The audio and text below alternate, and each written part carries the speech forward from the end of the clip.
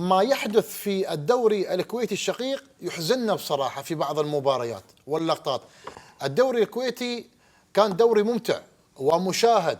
لابد أن نشيد بالعمل الكبير اللي قامت فيه إدارة نادي القادسية الكويتي في عملية انتداب مدرب على مستوى كبير، نوعية لاعبين على مستوى عالي جدا.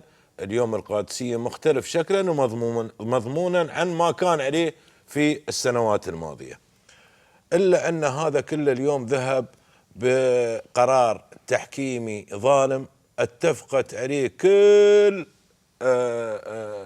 الآراء التحكيمية العادلة بأن ضربة جزاء لم تحتسب لصالح نادي القادسية، وضاعت عليه اليوم نقاط مهمة جدا تفرق معاه كثير. اليوم اخوي عبد الله صدقني والله انا راقد في انا لو نايم راقد ويتني هاي اللقطة في الحلم اني اقوم من رقادي واصفر ان هذه حكم، نعم، واصفر ان هذه بلنتي ضربة جزاء.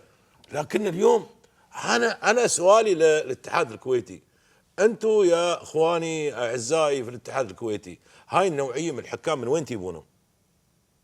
من وين تجيبونهم اليوم اذا هذه نوعيه الحكام الاجانب او الكفاءات اللي انتم ياسين تجيبونها، وهاي هذا ادائها وهذا ظلمها للانديه الثانيه، فانا اقول يا اخي بلاش منهم. اليوم الانديه تراجع الدوري الكويتي تحكيميا اليوم، تحكيميا فقط، تحكيميا وقرارات. وكذلك اليوم تطرقت انت لاجهزه اهم. اليوم نحن اللي نشوفه هاي اللقطات تراها مو بوريده اللحظه، مش اليوم، هذه صار لها سنوات اليوم متكرره وما زالت مستمره. للاسف الشديد للاسف الشديد للاسف الشديد، ويسمحوا لي وارجو منهم الاخوان المسؤولين ان تتسع صدورهم من اخوهم بن عمهم. تفضل وتهمني الكويت مثل ما تهم هلا. تفضل.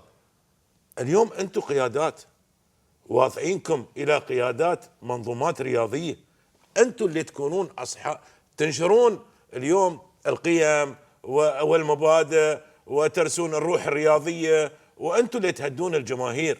انتم اليوم خذيتوا مواقع وتعملون يا رجل افعال وتصرفات اكثر ما تعملها الجماهير. هذا الكلام وهذه التصرفات اليوم لا تليق. الكويت ما تستحق هذا، اكيد والله الكويت ما تستحق. نعم صحيح. اللي هذا اليوم انتم صدرتوا مشاهد الوطن العربي والاسيوي والعالمي كله قاعد يشوف مناظر، نعم، يعني مش كرويه، مش يعني كيف بتقدر انك توصفها؟ طيب نعم، كيف تقدر توصفها يعني؟ شكرا ابو احمد. انا اقول سؤالي الاخير، تفضل. متى الاتحاد الكويتي او اللجنه المختصه للانضباط ستحاسب المتسببين؟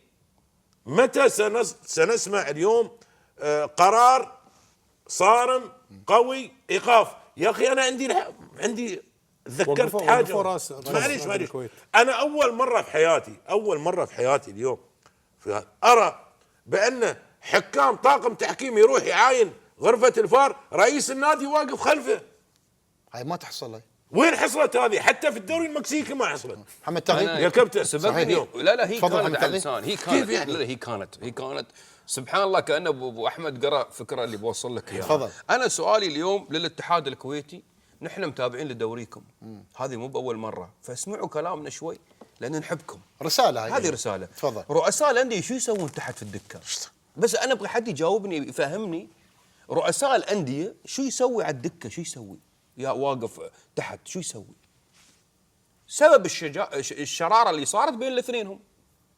لا يزعل مني رئيس نادي الكويت ولا رئيس نادي القادسيه، نحن اليوم نتكلم عن كره قدم. كيف انا اشوف اليوم ضرب في الملعب؟ شو اللي قاعد يصير؟ يعني ليش دائما نشوف الدوري الكويتي بهالطريقه هذه؟ يعني هاي ممكن تحصل في السنه في 5 سنوات مره واحده، في ال4 سنوات مره. انا حتى بدأوا ناس يتذكرون ايام القادسيه والعربي قبل ما كان فيها الاشياء، يعني بتكلم في التسعينات. صحيح. لكن انا سؤالي اليوم على الاتحاد الكويتي، وزاره الرياضه، يا اخواني شرعوا قوانين تحمي رياضتكم، لان نحن نحبكم. موجوده كابتن محمد، ليش ما يطبقونها؟ القوانين مشرعه والانظمه موجوده، ولكن تطبيقها طيب زين اليوم نعم. انا هذا سؤالي بس، هذا السؤال طيب للاتحاد الكويتي. رؤساء الانديه أكيد. البطايق اللي تصدر لهم، ليش تصدر لهم بطايق تسمح لهم بالدخول على ارضيه الملعب؟ اكيد. كذا عبد الله، وين مراقب المباراه؟ اذا مش موجود، وين المراقب هذا؟ اذا مش موجود بالضبط. وين بالضبط. هذا؟ صحيح. هل موجودين يا ريت ولا انت شفت موجودين؟ يوم من كيف الايام يعني؟ شفت يوم من الايام رئيس برشلونه ولا رئيس نادي ريال مدريد يجلس عند الدكه؟ ابدا ولا حصلت. شكرا انت اليوم محمد مدرب، تقي، انت عادل اليوم عامري. مدرب. لحظه بس، لا ارجوك لو سمحت. انت ريال مدرب وانت رياضي، انت اعلامي اليوم، وغطيت الكثير من المناسبات الرياضيه في كثير من الاحداث، بطولات محليه ودوليه. هل في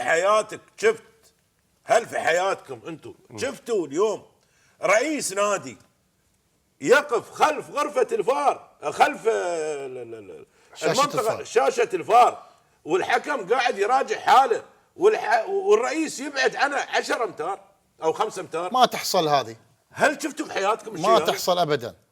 والله للأسف. حتى في الدوري السريلانكي مو موجود. طيب زين، شكرا ابو احمد.